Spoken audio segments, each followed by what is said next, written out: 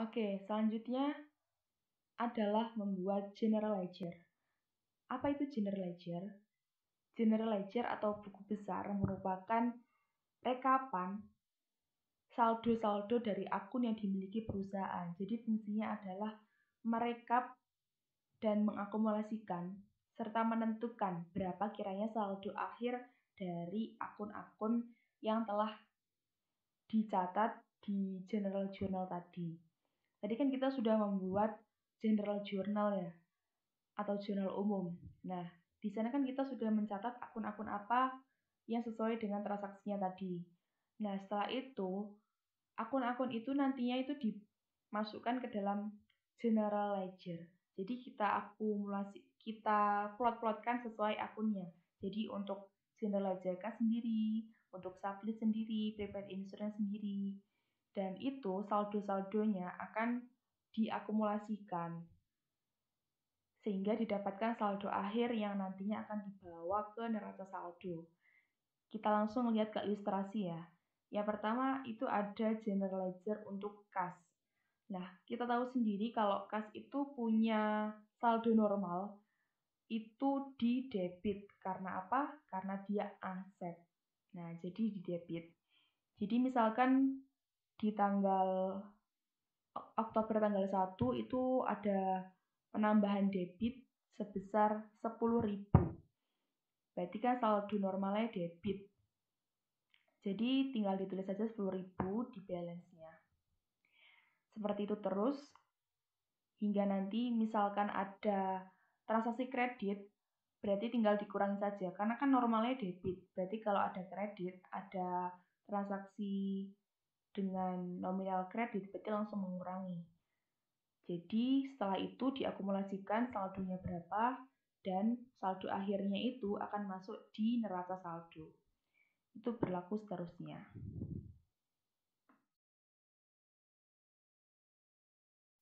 Oke, tahap akuntansi selanjutnya adalah membuat trial balance.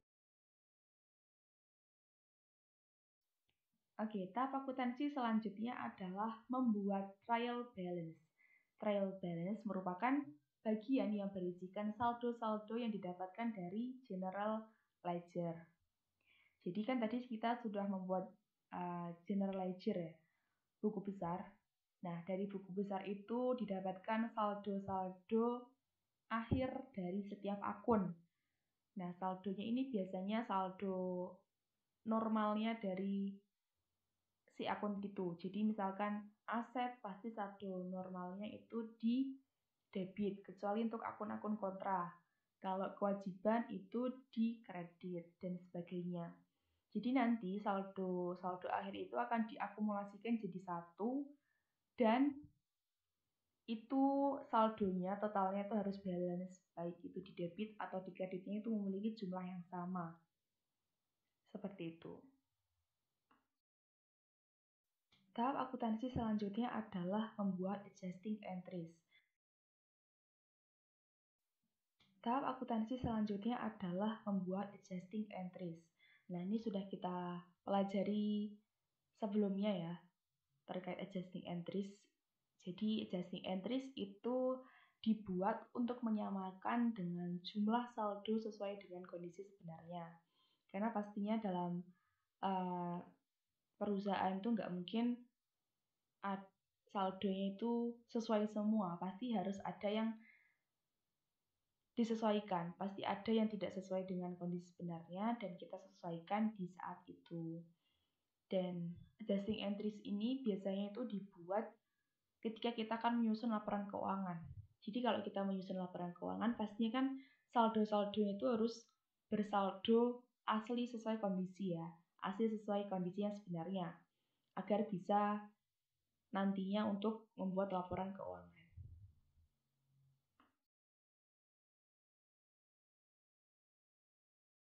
Oke, tahap akuntansi selanjutnya adalah membuat worksheet. Oke, tahap akuntansi selanjutnya adalah membuat worksheet atau neraca lajur. Apa fungsi worksheet? Nah, fungsinya yaitu sebagai pembantu dalam membuat laporan keuangan. Jadi biasanya ya kalau dalam buat laporan keuangan itu terkadang merasa kesulitan sehingga dibutuhkan worksheet agar lebih mudah dalam membuat laporan keuangan. Karena di dalam worksheet sendiri itu kan berisi saldo-saldo yang nantinya akan dimasukkan ke laporan keuangan. Mungkin bisa dilihat sambil dilihat ilustrasinya. Di sana kan ada daftar akun-akunnya. Dan untuk nominalnya itu diambil dari trial balance dan adjustment. Nah, saldo dari trial balance dan adjustment ini nantinya akan dihitung menjadi adjusted trial balance. Dan di situ kita akan memplotkan akun-akunnya sesuai dengan laporan keuangan. Jadi misalkan income statement itu kan berisi akun-akun pendapatan dan beban. Berarti langsung diplotkan itu pendapatannya berapa, ke bawahnya itu pendapatan dan beban. Nah, tapi kalau statement of financial position atau neraca itu kan isinya aset, kewajiban, dan ekuitas. Jadi diplotkan langsung seperti itu. Jadi pastinya ini akan mempermudah. Selain itu, kita akan mengetahui juga berapakah laba atau ruginya suatu perusahaan jika membuat worksheet. Namun kembali lagi, worksheet ini tuh bersifat opsional, jadi bisa dipakai, bisa tidak, sesuai kebijakan dari perusahaan.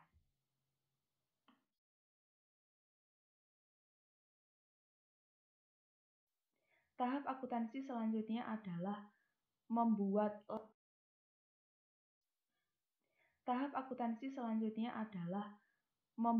laporan keuangan sesuai 3 aktivitas utama dari akuntansi, yaitu pelaporan. Di sini kita akan membuat laporan keuangan. Nah, menurut PSAK sendiri, laporan keuangan itu terbagi menjadi 5 jenis.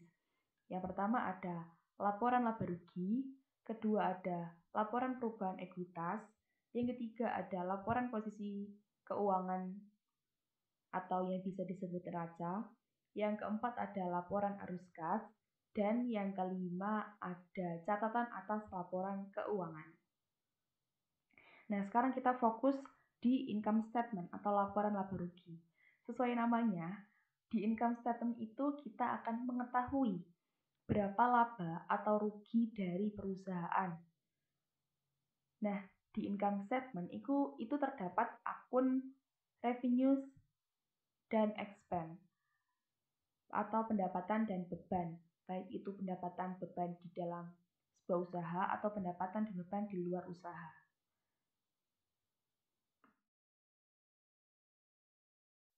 Oke, selanjutnya adalah laporan perubahan ekuitas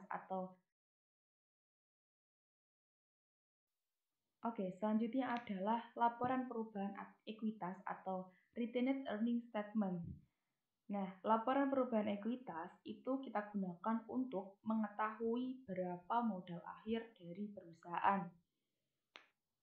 Dan informasi-informasi yang tertera dalam laporan perubahan ekuitas itu ada modal akhir, ada laba, kalau misalkan laba, kalau rugi ya ditulis rugi. Ada dividen. Dari akumulasi tersebut nanti akan didapatkan modal akhir.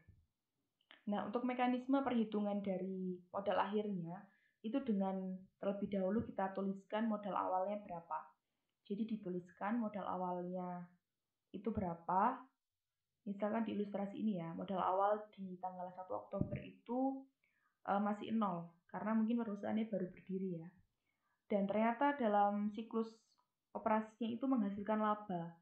Jadi tinggal ditulis sebagai penambahan, labanya sebesar 2.860, tinggal ditambahkan jadi 2.860. Nah, selanjutnya itu ada dividen.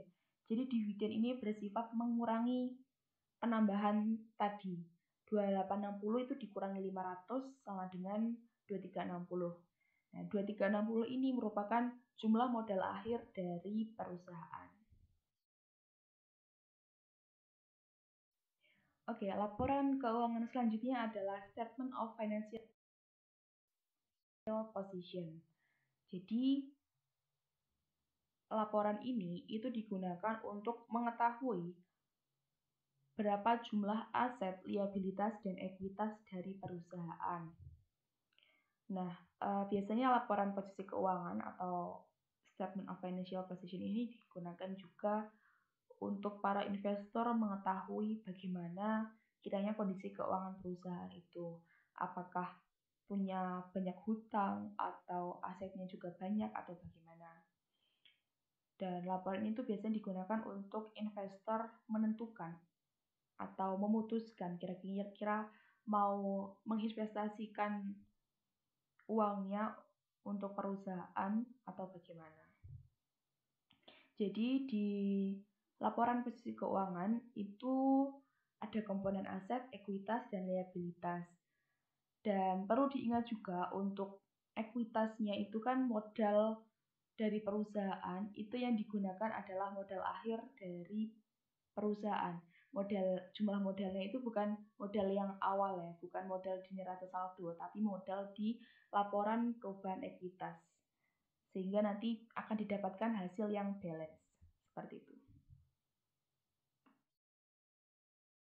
Oke, tahap akuntansi berikutnya adalah membuat jurnal penutup.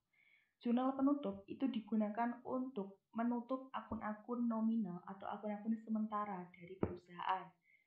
Dan untuk mekanisme penutupannya itu menutup akun-akun pendapatan, akun beban, menutup laba atau rugi dari perusahaan, dan menutup dividen. Jadi, akun-akun nominal itu ditutup sehingga nantinya akan bersaldo 0. Dan dapat dilihat juga di ilustrasi untuk penutupan pendapatan itu dengan mendebitkan service revenue dan mengkredit income summary. Kan di sini kita ingin menutup akun tersebut agar jadi 0. Karena service revenue itu bersaldo normal kredit, berarti otomatis kalau kita mau menutup si service revenue, berarti tinggal kita debitkan saja. Jadi nantinya akan 0. Begitu juga berlaku untuk akun-akun lainnya. Untuk beban, itu kan saldonya debit. Berarti kita tutup dengan mencatat di kredit, seperti ilustrasi. Dan untuk laba atau rugi dari perusahaan, misalkan perusahaan ini laba, jadi menutupnya dengan debit income summary, kreditnya retained earning. Dan itu berlaku sebaliknya, kalau perusahaan rugi ya berarti retained earning to income summary. Selanjutnya adalah menutup dividen. Nah, dividen ini berbeda ya. Kita tutup dividennya itu pada retained earning, jadi nggak pakai income summary. Retained earning pada dividen, itu adalah jurnal untuk menutup dividen. Oke, selanjutnya adalah membuat post closing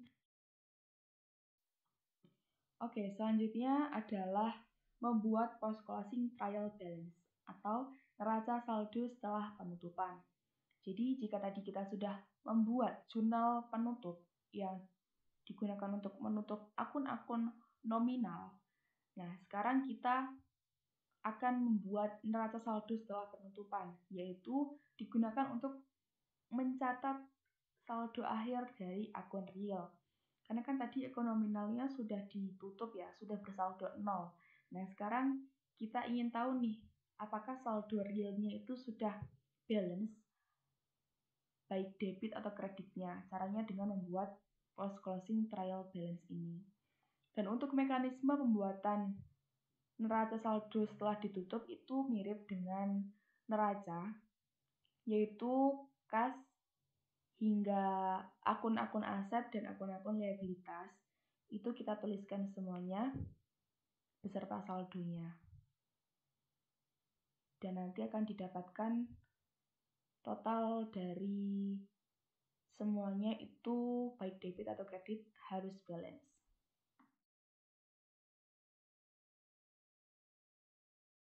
Oke, jadi itulah penjelasan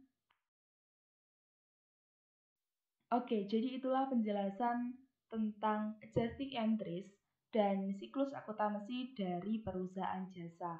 Untuk selanjutnya adalah sesi diskusi. Nah, untuk sesi diskusi ini sangat terbuka ya bagi teman-teman yang mungkin ada pertanyaan terkait materi yang telah kita jelaskan atau mungkin dari penjelasan tadi ada yang masih dibingungkan atau kurang jelas, boleh banget untuk ditanyakan di forum diskusi.